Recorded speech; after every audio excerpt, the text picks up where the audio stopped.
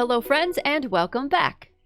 Today I'm going to teach you how to craft your own seeds in Stardew Valley so that you never have to buy new seeds ever again.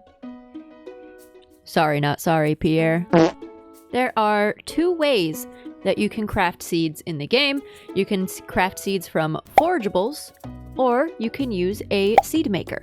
There's also a third option for finding seeds for free, and that is finding mixed seeds. Since it takes a while to unlock the crafting recipe for a seed maker, let's start with crafting seeds from forageables, otherwise known as wild seeds.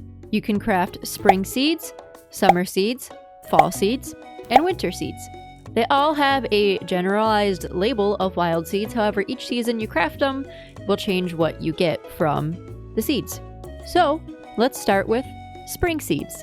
Before we really dive into things, let's hear a quick word from our sponsors. Today's video is sponsored by Factor. Do you struggle sometimes at night, getting home from work after a long day, you're tired, you don't want to do anything, but you don't want to just preheat something that's not good for you? Well, Factor has that solution figured out for you. No prep, no cooking, just dietitian approved, chef prepared meals delivered to your door and ready to eat in 2 minutes. Select from a weekly menu of 34 plus dietitian approved meals and 45 different add-ons that fit your lifestyle. Gourmet chefs take care of the prepping and cooking so you can do you. No prep, no mess. Meals arrive ready to heat and eat in just 2 minutes. Get 50% off your first box and free wellness shots for life when you use the link in the description. That means you can choose 2 free wellness shots from 3 available flavors for every order while you're an active subscriber. Save time, money, and stress while still having a healthy lifestyle. Join Factor today with the link in my description. And now, back to the video. For spring seeds, the crafting recipe is labeled Wild Seeds SP. But when crafted, the result is spring seeds. Mature plants yield at random a wild horseradish, daffodil, leek, or a dandelion. Spring seeds, as we stated earlier, are one of the season-specific crafted wild seeds that produce crops normally found as forageables. While farming skill normally increases the chance to grow a quality crop, foraging skill increases the chance to grow a quality crop from spring seeds. Choosing the botanist profession will ensure that iridium quality crops will be grown from your spring seeds. Do you hate having scarecrows on your farm? I mean, I don't. I like crafting them, and I like collecting the little extra special scarecrows, but you know, whatever. Well, with spring seeds, you don't need scarecrows. Crows do not attack crops grown from spring seeds or other wild seeds, so the use of scarecrows is unnecessary. To craft your spring seeds, you will need to be at foraging level 1 and have 1 wild horseradish, 1 daffodil, 1 leek, and 1 dandelion. So basically, you just need all the spring forageables to craft your spring seeds. Doing this will produce 10 spring seeds.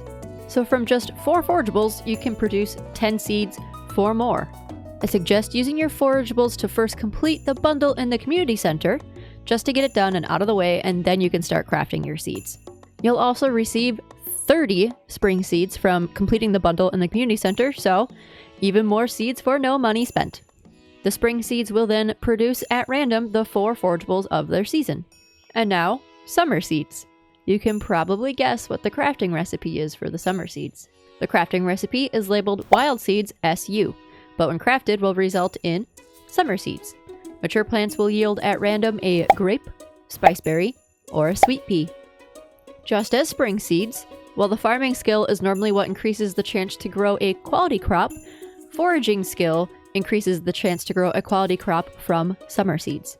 Choosing the botanist profession will ensure that you will get iridium quality crops grown from your summer seeds. And same as before, crows do not attack crops grown from summer seeds, so the use of scarecrows is unnecessary.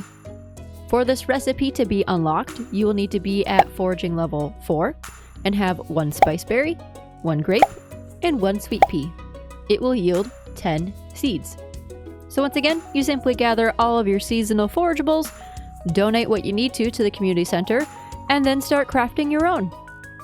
You'll also receive 30 seeds for completing the summer foraging bundle. You'll get spiceberry, grape, and sweet pea from the summer seeds. Now on to fall seeds. Again, you could probably guess where this is going.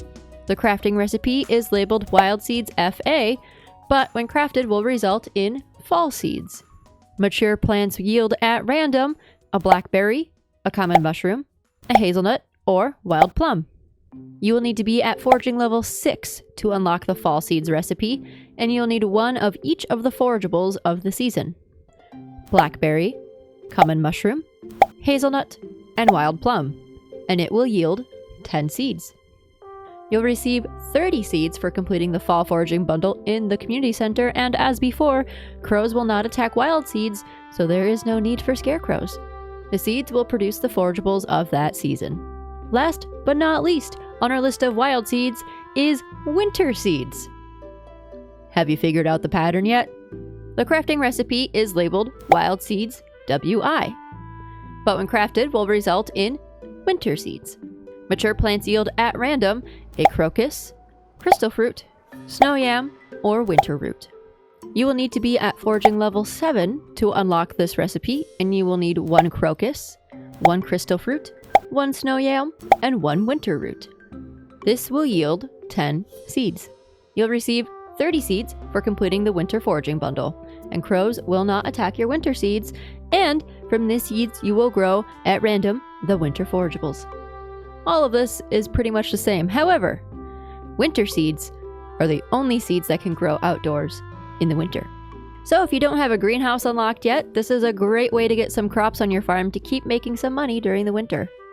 Now, let's talk about seed makers. The seed maker is a piece of refining equipment that produces seeds from a harvested crop of 1 or 4 foraged items: wild horseradish, spiceberry, and common mushroom or winter root. It takes 20 minutes to process. A seed maker can be crafted after reaching farming level 9. 1 seed maker is the reward for completing the dye bundle on the bulletin board in the community center. A seed maker may occasionally be found in a treasure room in the Skull Caverns. To craft a seed maker, you will need 25 wood, 1 gold bar, and 10 coal.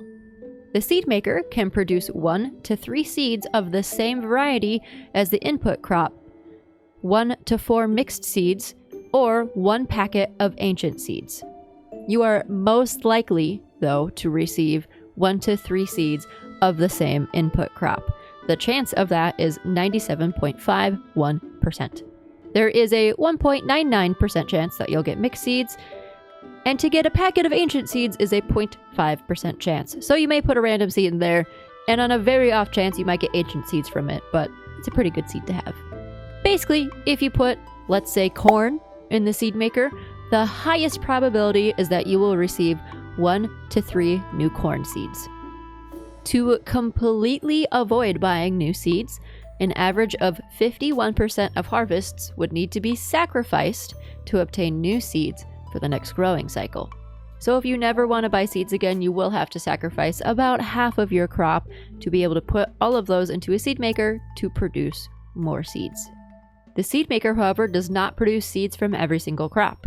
Here is a list of seeds that it will not produce from: blackberry, coconut, coffee bean, crocus, crystal fruit, fiddlehead fern, fruit tree fruit, salmonberry, sweet pea, tea leaves, and wild plum.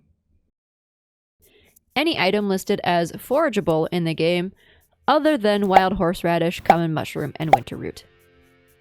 So there's no getting extra tree saplings from the seed maker. You will have to buy those. I've seen a lot of people use the seed maker to have an ancient fruit farm on Ginger Island. They'll craft multiple seed makers to continue to produce more ancient fruit seeds, and then turn that ancient fruit into wine with the kegs. Ancient fruit wine is highly profitable, and it takes a while to grow ancient fruit and produce wine, so this is an excellent crop to have on Ginger Island if you really don't visit all that often. Just set up some sprinklers and leave. I am currently using seed makers to produce more starfruit so that I can start crafting Junimo huts on my farm. The third and final way to get seeds for free is to find mixed seeds. Mixed seeds are a random type of seed found typically while scything ferns and grass, and occasionally digging in artifact spots, which are the little worms that you see sticking out of the ground. However, there's a large variety of ways to obtain mixed seeds while playing the game. The crop that will grow from a mixed seed is decided when it is planted.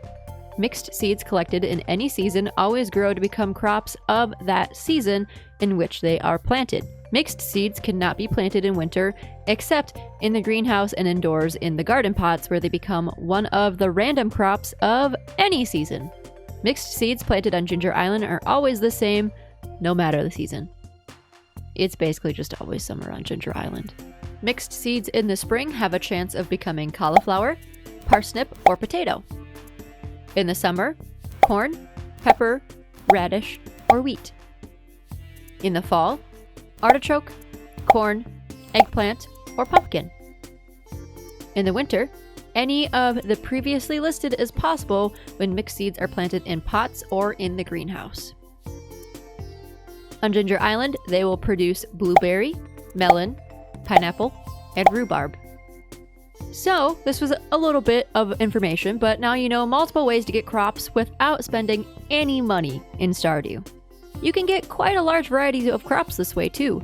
Almost all of the crops needed for the community center can be obtained through any of these ways. However, not quite all of them, but it's pretty damn close. If you found this video helpful and you enjoyed it, please be sure to like, comment, and subscribe. Check out my Patreon for behind-the-scenes content, early access to videos, and more, and come play Stardew Valley with me live on Twitch, twitch.tv/TheAnimeAthlete. All of my links are in the description below. Thank you all so much for watching.